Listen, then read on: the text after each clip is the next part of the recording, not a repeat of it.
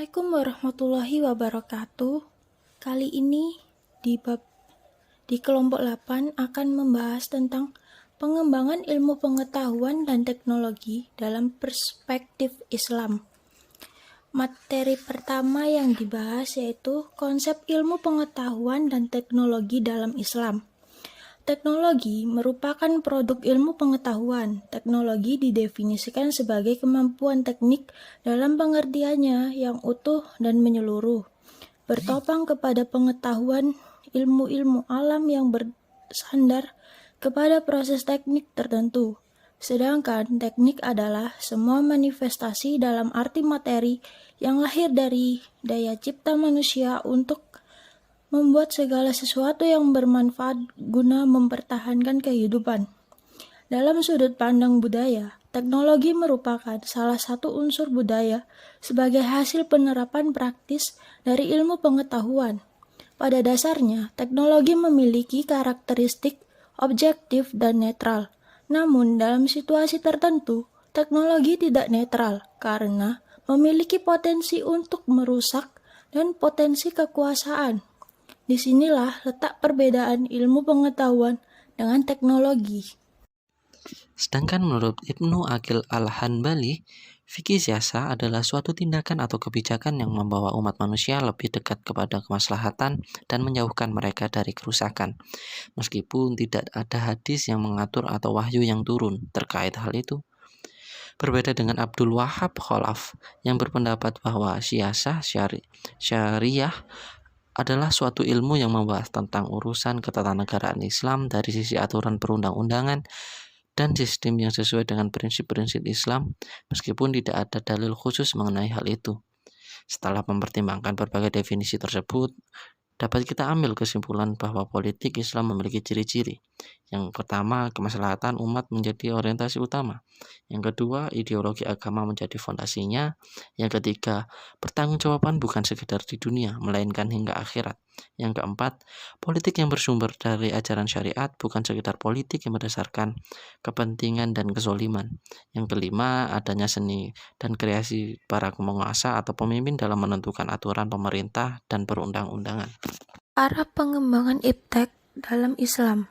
Allah telah menciptakan manusia dengan potensi akal untuk memahami elemen-elemen alam, menyelidiki dan menggunakan benda dalam bumi dan langit demi memenuhi kebutuhannya. Dalam Quran Surat Al-Isra ayat 70, Al-Quran memilih kata sakhoroh yang artinya menundukkan atau merendahkan.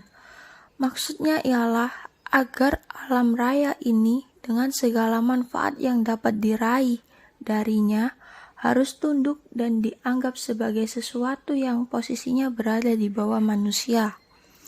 Dengan kemampuan akal, ilmu, dan teknologinya, manusia dapat meniru segala kekuatan beraneka makhluk. Manusia dengan kapal udara dan jet dapat terbang ke udara seperti burung. Manusia dapat menembus bumi dengan teknologinya, serta menggali segala mineral dan minyak yang terpendam dalam bumi. Ayat pertama dalam Al-Quran adalah perintah Iqra bismi rabbikal ladzi khalaq. Bacalah dengan nama Tuhanmu yang menciptakan. Allama bil qalam, yang mengajar dengan qalam. Makna qalam terus berkembang sepanjang zaman, mulai dari alat tulis sederhana sampai arti qalam di abad modern ini seperti mesin tik, komputer, mesin percetakan, cetak jarak jauh, internet, dan handphone dengan aneka fungsinya yang terus berkembang.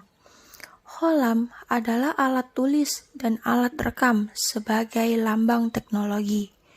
Ilmu pengetahuan dan teknologi adalah lapangan kegiatan yang terus-menerus berkembang dan perlu dikembangkan karena mempunyai manfaat sebagai penunjang kehidupan manusia. Dengan adanya teknologi, banyak segi kehidupan manusia yang dipermudah, berpijak kepada dasar dan motif dalam pencarian dan pengembangan ilmu pengetahuan dan teknologi.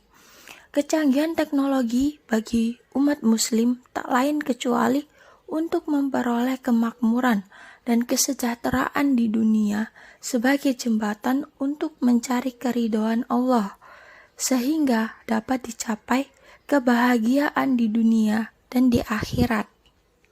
Berperilaku Islami dalam menghadapi kemajuan iptek, ilmu pengetahuan dan teknologi di satu sisi telah memberikan berkah dan anugerah yang luar biasa bagi kehidupan umat manusia. Namun di sisi lain, iptek mendatangkan petaka yang mengancam pada nilai-nilai kemanusiaan. Kemajuan dalam bidang iptek telah menimbulkan perubahan yang sangat cepat dalam kehidupan manusia, baik yang mempengaruhi positif maupun negatif. Perubahan ini memiliki jangkauan yang sangat luas. Perubahan tersebut telah menimbulkan pergeseran nilai dalam kehidupan umat manusia, termasuk di dalamnya nilai-nilai agama, moral, dan kemanusiaan. Akan tetapi, integrasi pendidikan iptek dan iptek ini diperlukan karena 4 alasan, yaitu 1. Iptek akan memberikan berkah dan manfaat yang sangat besar bagi kesejahteraan hidup umat manusia bila disertai dengan asas iman dan takwa kepada Allah Subhanahu wa Ta'ala. 2.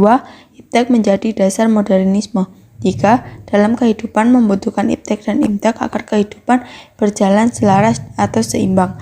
Imtek menjadi dasar dan alasan paling kuat yang akan mengantar manusia menggapai kebahagiaan hidup. Dalam menghadapi perkembangan budaya manusia dan perkembangan iptek yang pesat, perlu mencari keterkaitan antara sistem nilai dan norma-norma Islam dengan perkembangan tersebut.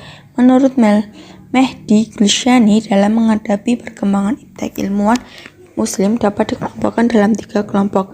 1. Kelompok yang menganggap iptek modern bersifat netral dan berusaha melegitimasi hasil-hasil iptek modern dengan mencari ayat-ayat Al-Quran yang sesuai.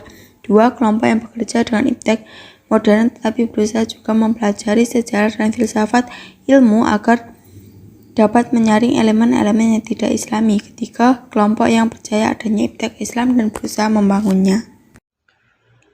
Untuk memberikan pemahaman tentang konsep agama Islam, perlu kiranya terlebih dahulu dikemukakan beberapa definisi tentang pendidikan menurut para ahli pendidikan. Menurut Mangun Pranoto, pendidikan ialah usaha sadar manusia untuk memanusiakan manusia, yaitu manusia yang sehat jiwa raganya dan dapat mengembangkan budi, akal, dan dayanya, sehingga mampu mengatur dirinya dan mampu berdiri sendiri dengan mencukupi segala kebutuhan hidupnya. Pengertian ini menunjukkan bahwa manusia dapat dikatakan manusia yang sebenarnya apabila ada unsur pendidikan di dalam dirinya dan ia bersedia untuk dibimbing dan diarahkan. Oleh karena itu, di sini pendidikan mempunyai peran yang besar dalam menjadikan manusia yang sebenarnya.